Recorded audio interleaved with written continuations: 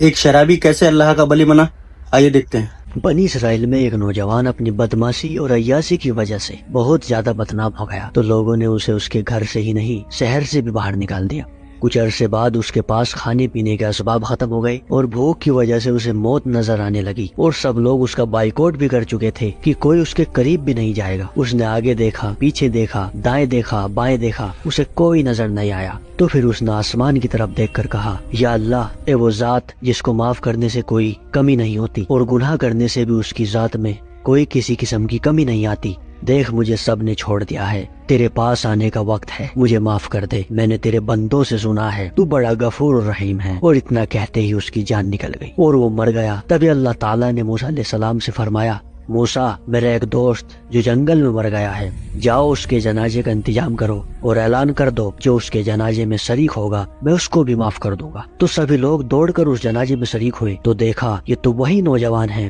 جو شرابی، زانی، جوہاری، بڑا گناہگار تھا اور جسے ہم نے شہر سے باہر نکال دیا تھا۔ تو لوگوں نے موسیٰ علیہ السلام سے پوچھا کہ ایسا ولی کیسے ہو گیا کہ ہم اس کے جنازے میں جائیں گے تو بخشے جائیں گے؟ تو موسیٰ علیہ السلام نے اللہ سے پوچھا، یا اللہ، تیرے بندے کہہ رہے ہیں کہ یہ بہت برا انسان تھا اور تو کہہ رہا ہے میرا دوست ہے، تو میں کیا کروں؟ تو اللہ تعالیٰ نے موسیٰ علیہ السلام سے کہا کہ موسیٰ، یہ سچ کہہ رہے ہیں اور میں بھی ٹھیک کہہ رہا ہوں، یہ ایسا ہی انسان تھا جیسا یہ کہہ رہے ہیں، لیکن جب اس کو موت نظر آنے لگی تو اس نے دائیں دیکھا، اسے کوئی نظر نہیں آیا، اس نے بائیں دیکھا، اسے کوئی نظر نہیں آیا، اس نے پھر میری طرف دیکھا۔ تو موسیٰ، میری غیرت نے یہ گوارا نہیں کیا کہ جس کو سب چھوڑ جائے اور وہ بے بس ہو کر مجھے پکارے اور میں اس کی پکار پہ لبیک نہ کہوں۔ موسیٰ، اس نے تو صرف اپنی بخشش مانگی ہے، میری عزت کی قسم، اگر آج یہ مجھ سے پوری دنیا کے انسانوں کی بخشش مانگتا تو میں اس کے طفیل سب کو معاف کر دیتا۔ اس لیے آؤ میرے دوستو، ہمارے پاس وقت ہے، ہمیں بھی توبہ کرنی چاہیے۔